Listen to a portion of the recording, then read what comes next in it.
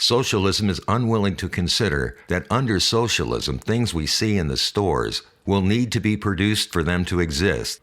But how can they be produced when socialism is not a system for production, but for stopping all production, since production is response to the necessarily uncategorizable demand of the people, and therefore such response is regarded as inequality, impurity, or pollution.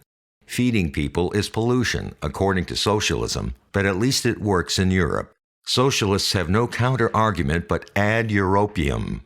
Do socialists know how things are financed in reality, as opposed to under socialism? Profit, the result greater than the cost of production, is how things are actually founded and can only be founded sustainably.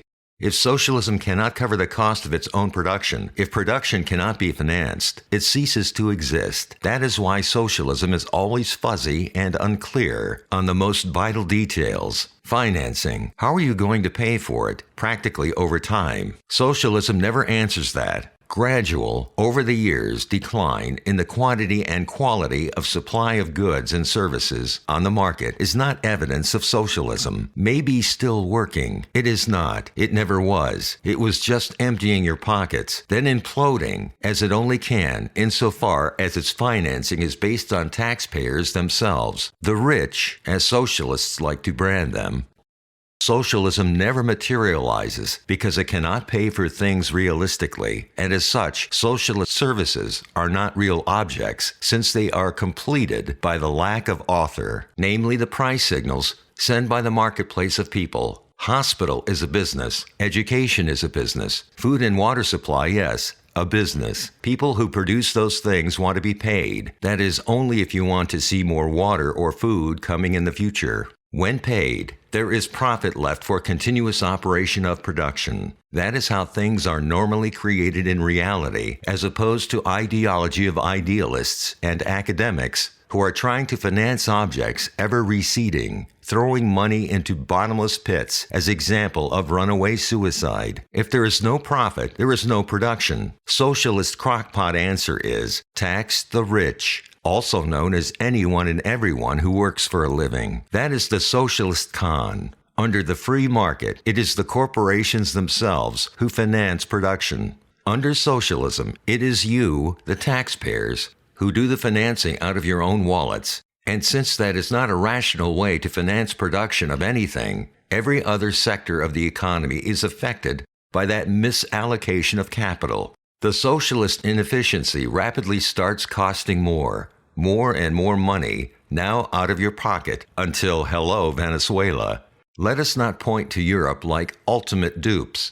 Socialists are essentially communists who always merely start running under the label of socialism in order to come to power, paved with examples of achievements of civilization, which are not due to socialism, but to its very opposite. Bloodthirsty barbarism, branding itself as a civilized current, with civilized goals, dressed in the innocuous language of modern achievements, so as to cloud the mind with illusion. They are bringing something other than ideas and ideology in place of reality and life. I just want healthcare, dude. No, you do not. Since healthcare is an instance of inequality, and inequality, you say, has no right to exist. Unequal hospitals, unequal doctors, unequal services, unequal medicine, and unequal instruments. By removing prices, you hope to implode those so-called inequalities. Without paying for things, there are no things, no inequalities. Maybe communism did not work in the past, but now, if only you would place us in power, it would certainly work to destroy everything. I promise. Once again, the Bolsheviks would like you to believe that socialism works in European countries.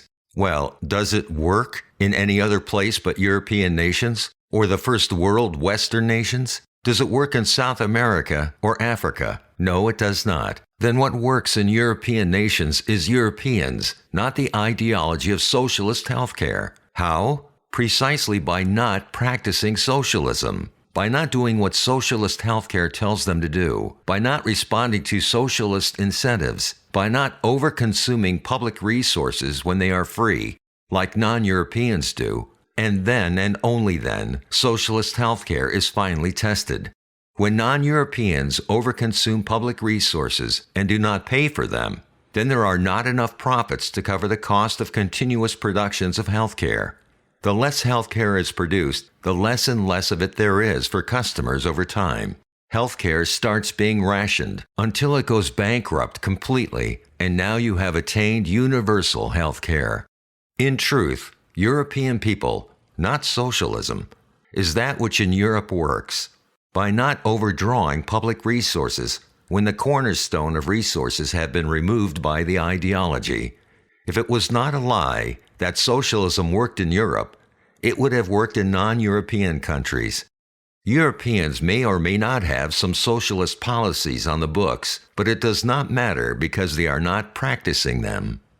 We live in scarcity, not in abundance, and that therefore at any one time, economic resources, doctors, nurses, medicine, etc., must be economized to be available over time. To economize is to privilege your more important and urgent wishes over your less important and urgent wishes so as to direct production in the correct direction. Socialism does not economize. If you spend on schools, you have diverted capital and now have that much less to spend on everything else you also would like to have. Socialism wants everything at the same time, disregarding the costs, as if taxing taxpayers to death could result not in bankruptcy, but quite the contrary, infinite supply of financing. Desires may be unlimited, but your resources are very limited and scarce per unit of time over place. Socialism does not know how prices are determined, and if it is unable to make economic calculation and cannot pay for the ideology of universal health care, then such concept of healthcare will not be available as time goes on. That is why socialism is not offering healthcare, but ideology in place of healthcare. Logically, you cannot pay or compensate ideas or bottomless gaps in reality, or to fulfill the changing universal object, since such so-called object lacks the missing link. The so-called universal gap lacks bottom, which should tell you that it can never be completed, and therefore sooner or later you yourself will be the inequality or the food, the meat out of which the missing link will be constructed by socialism. Any difference between free market and socialism is in terms of incentives. Socialism sets immoral incentives for action.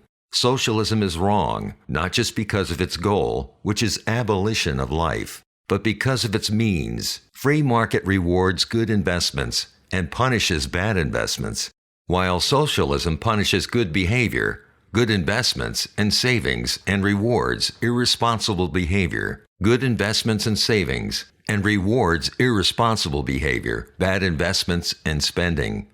So Christ tells us he will reward those who behave well and punish those who misbehave.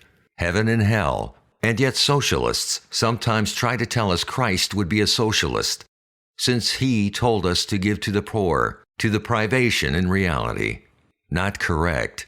Christ told you to give out of your own, not somebody else's pocket. One is generosity, the other is theft and robbery, which is sin. Socialism also ignores that economic events are not inevitable or automatic, but a product of man and his free will. Capital is not a property, but person, the living man who identifies and meets the demand. Workers do not care about consumers on the market. Workers are not producers because they, by definition, do not respond to the demand of others, the customers. Only the so-called billionaire is the producer because he alone responds to particular demand, which is realization of his inclination, accomplishment of a purpose. He converts possibilities into actualities by setting himself a goal and the means, factors of production, to attain it. No one but the employer is the producer. Others simply provide services for wages. Profit is merited because his investment was his to begin with, and because it was good, it met the demand of the consuming public. Profit is a successful response to demand. So why should a man not keep what he can earn? The truth is the employer completes the production.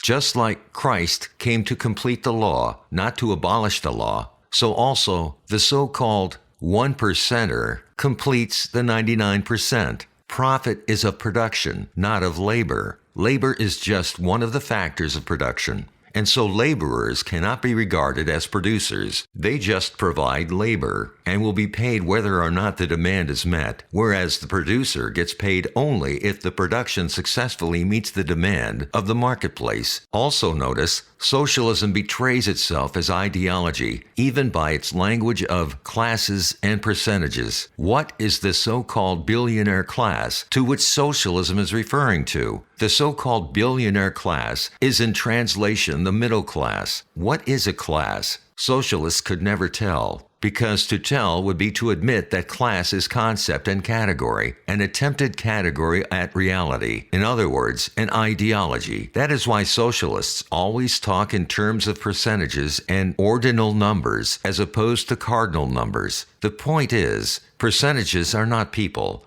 The same is true with the socialist tendency to overuse the socialist term society and the communist term community. Socialism is not about society and communism is not about community, since society minus each and every individual perspective, stance, input, and output truly reflected is not society, but a concept for society and a concept for community. Socialism is not about reality, but about concepts, ideas, and ideology, since it is an ideology that you are asked to privilege over your life and conscience. So as you can see, naturalism is fabricating all these ideologies in economics, but also in social sphere, where it tries to redistribute and abolish sex and race. We are aware that sex and race theories are massively disseminated in accordance with the objectives of naturalism, to eradicate distinctions or borders between identities in order to reduce humanism to environmentalists and people to the dust of the earth.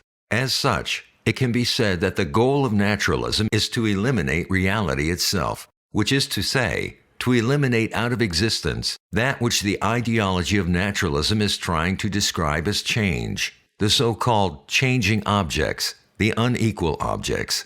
When naturalism says changes, it says dualities, distinctions, differences, also called inequalities, or pollutions, or toxicities. Naturalism questions the status of these so-called distinctions and concludes that since distinctions, differences, or borders are not equitable to anything, they are outside of definition and categorization, and therefore devoid of reality.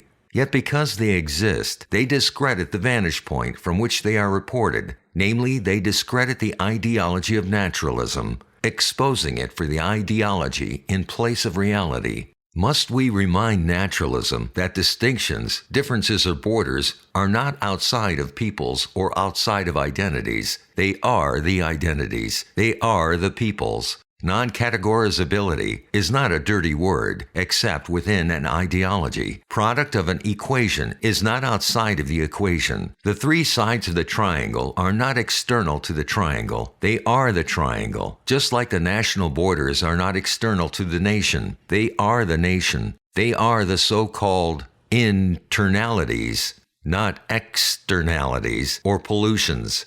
Borders are people. Whether or not any one ideology can categorize them, just like the American people are the people and not a right or a property of the idea called human beings or foreigners. Borders do not belong to a category or to an ideology and are not free to be encroached upon and trespassed by the ideology of humanism along with its toxic idea of human being, so as to enslave the actual, real people by forcing them under ideology. Such attempt is dehumanism. The U.S. Constitution is completed by real people with real history, not by the ideology of the humanists and lawyers defending the humanist dogmas. The colonists would tell you, citizens are not Americans. Americans are particular people, not particular legal statuses. Which ideology is asking us to privilege legal status over living flesh and blood people, over and above historical race and ethnicity? The answer is the sequence of naturalistic ideologies, the ideologies of democracy, liberalism, humanism, and environmentalism. It is only from the vantage point of supremacy and privilege of naturalism that races should be inferior in status of being to the legalistic categories authored by ideologies. For democracy to privilege law over people is supremacy of ideology over reality.